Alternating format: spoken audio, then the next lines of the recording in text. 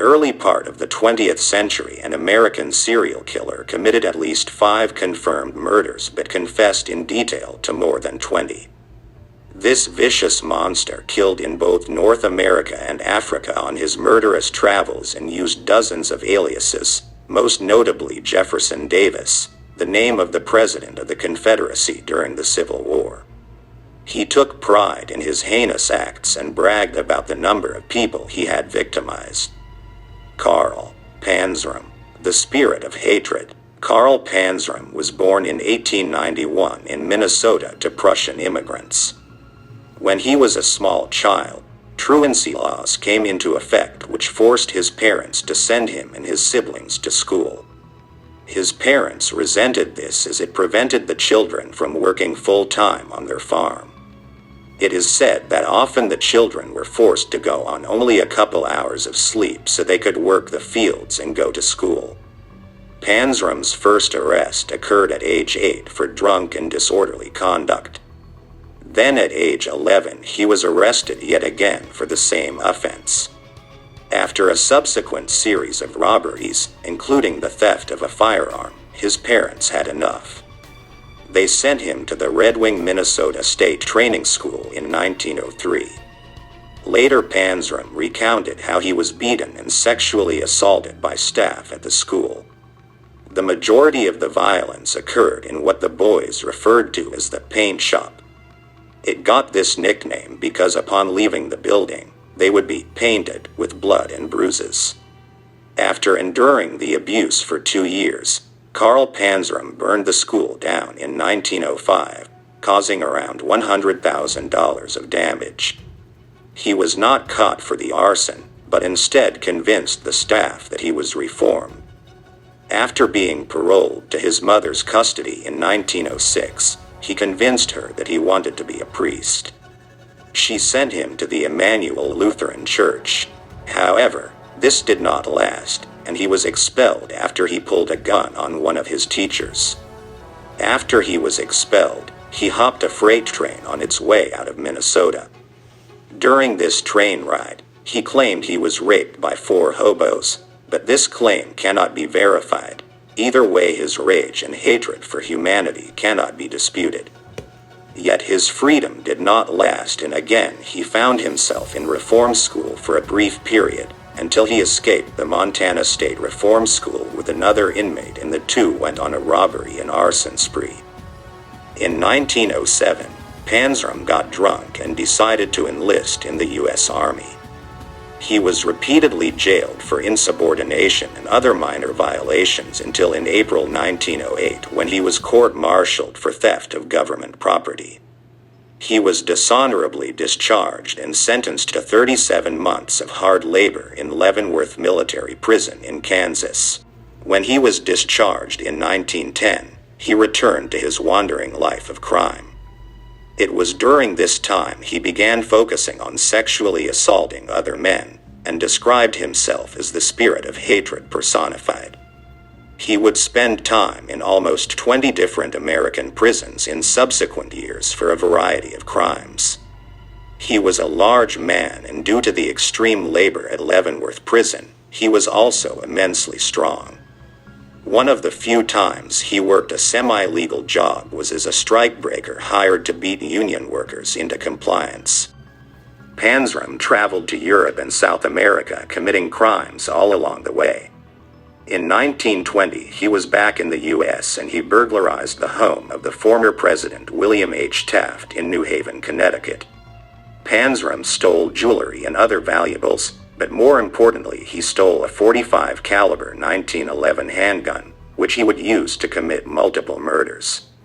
After selling the items stolen from the Taft mansion, Panzram bought a yacht called the Akista. He then lured men from New York bars back to the yacht before raping them, shooting them with the stolen pistol, and dumping their bodies off the coast of Long Island. Panzram would later estimate that he killed 10 men during this period. This pattern of murder only ended when the Akista ran aground and sank near Atlantic City, which allowed the 2 victims on board to escape the killer's grasp. In 1921, After serving 6 months in Bridgeport, Connecticut for burglary and carrying a gun illegally, Panzram boarded a boat to Angola, Africa. He worked as the foreman of an oil rig, which he would later burn down. While in Angola, he also murdered a boy he said was roughly 11 years old. When asked what happened to the boy, Panzram said, "His brains were coming out of his ears when I left him, and he will never be any deader." Also in Africa, Panzram described how he had hired 6 locals to help him hunt for crocodiles. After they rode him to where the animals were, he shot the men, raped their bodies, and fed them to the crocodiles. Knowing that people had seen him leave with the men to go hunting, Panzram left the area and was soon back in America. On July 8, 1922, Panzram attacked a 12-year-old boy named George Henry McMahon. McMahon was raped and beaten to death with a large rock. This murder was confirmed. In that same month, on the 27th, the monster claims he shot a man twice with a .38 revolver. In this case, Panzram said the murder was done out of self-defense after the man tried to rob him. Around the same time as these 2 murders, Panzram is known to have killed a 14-year-old boy named Alexander Luzzock in Philadelphia by strangling him with a belt. In June 1923, the creature stole another boat in New Rochelle, New York. This boat belonged to the local police chief, which got the attention of law enforcement. He recruited a boy named George Walosin to work on the boat, but instead kept him as a captive to abuse. As soon as Walosin saw a chance to escape, he took it, swimming to shore, and reported Panzram to the police. This led to the creature's arrest in Nyack, New York in late June. After an unsuccessful escape and a failed attempt at using the stolen boat as collateral to pay bail, he was sentenced to 5 years in prison.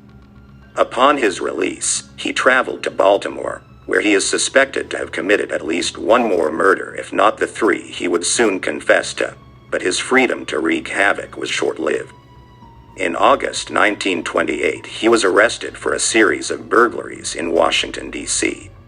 At this point, he also confessed to 3 murders since his previous imprisonment, which, in addition to the thefts and another murder the court could prove, led to a sentence of 25 years to life once more in Leavenworth. Panzram promised the warden that he would kill the first man who crossed him upon his arrival at Leavenworth Prison. This would end up being Robert Warnke, a civilian laundry foreman. Warnke was said to antagonize and harass the prisoners, and after ignoring warnings from the vicious killer, Panzram beat him to death with an iron bar. This time, the killing earned him a death sentence. When anti-death penalty advocates attempted to help him appeal the sentence, Panzram refused. He was so enraged at these activists that he is quoted as saying, "The only thanks you and your kind will ever get from me is to wish that you all had a single neck, and I had my hands wrapped around it." However, one of his guards would form a tentative friendship with the creature. Officer Henry Lesser bought the killer cigarettes, and Panzram was so shocked by this kindness that he reciprocated by writing down a detailed confession of all of his crimes. This confession began with the statement, "I have murdered 21 human beings. I have committed thousands of burglaries, robberies, larcenies, arsons, and last but not least, I have committed sodomy on more than 1,000 male human beings. For all these things, I am not the least bit sorry." His attitude of unrepentant lasted right up until the end, where on the day of his execution, on September 5th, in 1930, he complained to the executioner, "Hurry it up, you Hoosier bastard. I could hang a dozen men while you're fooling around." These were the killer's last words. Because no one came to claim the body, Panzram was buried at the prison in a grave marked only with his inmate number. Prisoner 3-1-6-1